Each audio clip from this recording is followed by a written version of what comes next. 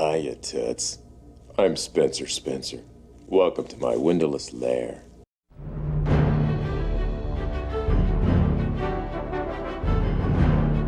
Hey everyone, who remembers Lois and Clark? In case you don't, it was a Superman TV show starring Dean Cain and Terry Hatcher that ran from 1993 to 1997. It was a decent show, at least for the first season. The longer the show went on, the more ridiculous it seemed to get.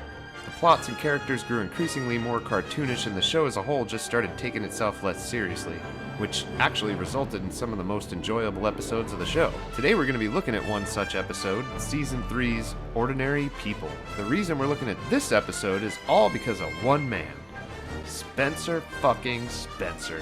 He's this episode's villain, played to hammy perfection by David Leisure. You see, due to some unspecified condition, Spencer Spencer is confined to a box on wheels for the whole episode. He only gets to act from the neck up, but he chews the living shit out of every scene he's in, and it makes for a pretty damn fun watch. So today we're going to take a quick run through this episode together and look at the insane plan of my favorite Lois and Clark bad guy, Spencer Spencer. Alright, here we go. The episode starts off in the Daily Planet, where everyone is congratulating Lois on her latest article connecting a magazine called Love Fortress International and its owner, Spencer Spencer, to organized crime. Jimmy is very unhappy about this because it turns out he's a huge fan. This is nothing but a, skin book. Chief, he takes on serious topics. Lois gets a call from Spencer Spencer. He's not thrilled about the article, and he has a proposal for her. What say you meet with one of my spokesmodels and let us give you an accurate picture of my world. Believe me, I can make it worth your while. To which Lois responds, I have an accurate picture of your world, and a truly disgusting place it is. yeah, Spencer Spencer doesn't like that. I disgust her. I disgust her. You're finished, Miss Lane. When I'm through with you, we'll see who disgusts whom.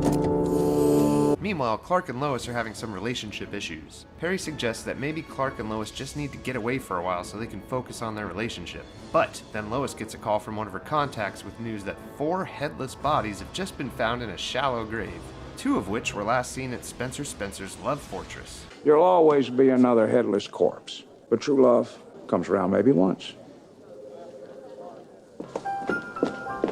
Spencer Spencer then sends someone to kill Lois. This plan, we gotta talk about this plan, because it is just, I'm having trouble wrapping my head around it. Okay, so this guy right here dresses up as a maintenance man and sneaks into the Daily Planet. We see him follow Lois right out of the room, and it would stand to reason that he could just, take her out right away.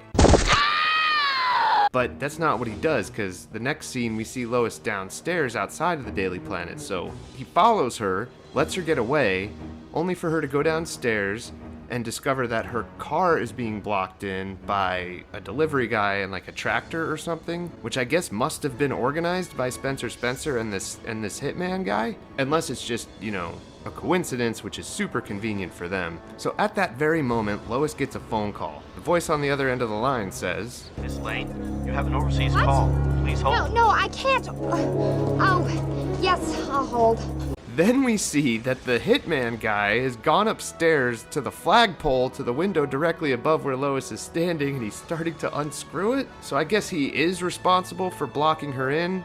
But how did he know that the phone call would get her to stand right there? I mean, he must have known, because we then find out that he's the one who fucking called her. Please hold. I'm transferring. Yes, I'm holding. I don't know, this whole thing is ridiculous, because I feel like he could have just killed her 10 seconds after he followed her out of the room. But none of this matters, because of course Superman shows up and saves Lois at the last second. Spencer Spencer finds out that the assassination attempt failed and does not take the news well. Idiot! High school dropout. Slam the phone down definitively. It's at this point that we find out Spencer Spencer's big plan. See, he has this doctor guy who's been working on a way to perform body transplants, and he just perfected it. Do you mean to tell me you have performed the transplant successfully? He shows Spencer Spencer his most recent successful transplant, which we the viewer do not get to see, but we do get this description. Here we have a man with a face like Abe Vigoda and a body like Sylvester Stallone in the first Rocky, before things got crazy. this surgery will work on me. I'm sure you see where this is going. Spencer already has his new body all picked out. Allow me to introduce the new, improved Spencer. Hold on a second. How are you supposed to cut off Superman's head if he's invulnerable? The guy'll cut like butter. Ever hear of kryptonite? Okay, but it's been said in this show several times that there are very few specimens of kryptonite still around in I'm this... getting a body transplant. You think I can't pull off a piece of kryptonite? Okay, fine. Guess you've got everything covered.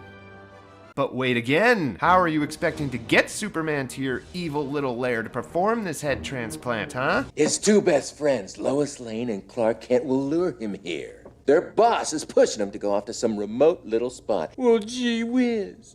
I live in a remote little spot, and when they think they're stranded here, their buddy will show up, and I got him! Alright, I stand corrected. Superman doesn't stand a fucking chance. Am I smart or what?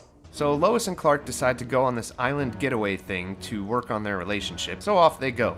But Spencer, that crafty son of a bitch, he's bribed this boat driver to drop them on a remote part of his island instead. Spencer and his thugs sit around watching them and waiting for them to call in Superman to rescue them. Hit pretty quick, it'll hit them. They're in trouble. That's when they'll call in the big boy. But Spencer quickly grows tired of waiting and decides to put them in real danger. Never been a patient man. Do it! What's real danger, you ask? He throws a fucking tiger at them.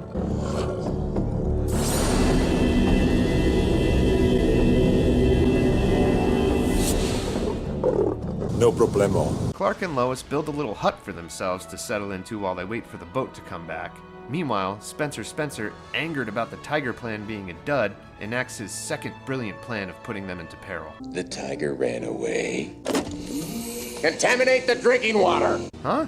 I mean, if they drink contaminated water and get sick, you think they're gonna call Superman? Like they're gonna need Superman to help them from diarrhea? Or is this contamination gonna kill them?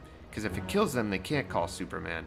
So Spencer, I don't know what you're thinking, man. Well, it doesn't matter anyway, because Clark once again uses his Superman powers to spot contaminants in the water. What the fuck? Why was he scoping out this water so closely? Does he inspect everything that Lois is about to consume? Clark is fucking creepy, man. So, with the water contamination plan being yet another bust, Spencer just cuts right to the chase. Grab him!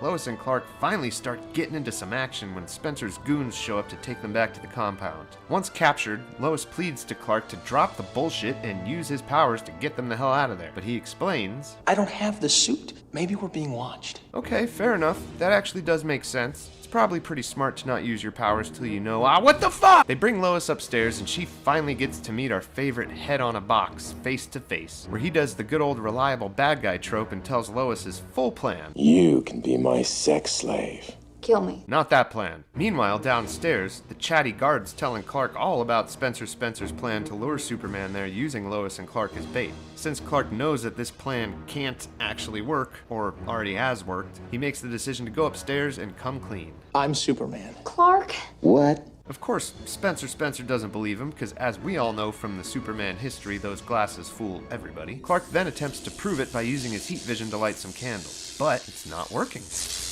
Gee, am I impressed? Is there a kryptonite here? I have that feeling. I don't know what's going on here, but something is. Okay, so there's some kryptonite in the room.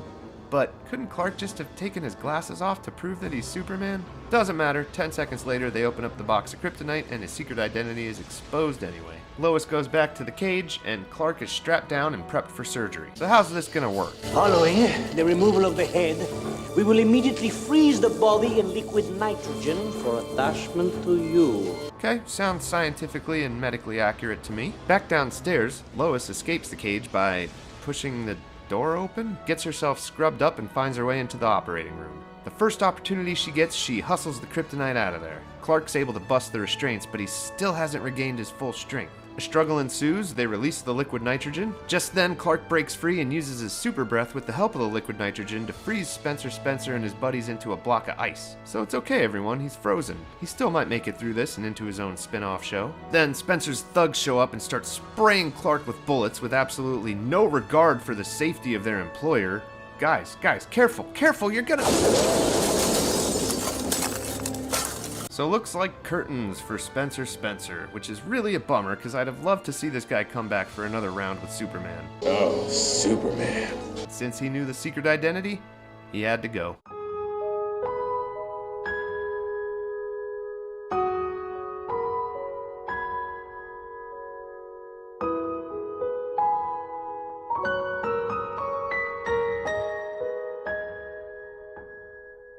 So, to wrap it all up, they make it back home, Lois gets the story, Superman and Lois play kissy face, then it's adios till next time. And there you have it.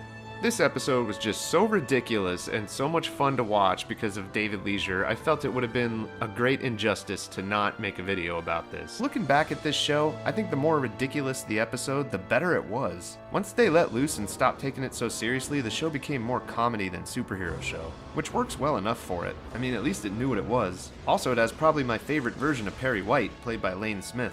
So let me know in the comments down below, people, did you ever watch this show? Do you have any memories of any specific episodes? If you want me to look at another episode, let me know. There is so much craziness in it that I'm sure I could find a lot more to talk about. I mean, in the episode immediately following this one, Lois is abducted by aliens and then meets a psychic all in like the first few minutes. So what are you, psychic? Yeah. You too? No. Thanks for stopping by, and don't forget to subscribe for more videos and leave a like and all that YouTube stuff, and we will see you on the next one. I make Quasimodo look like a rocket, for crying out loud.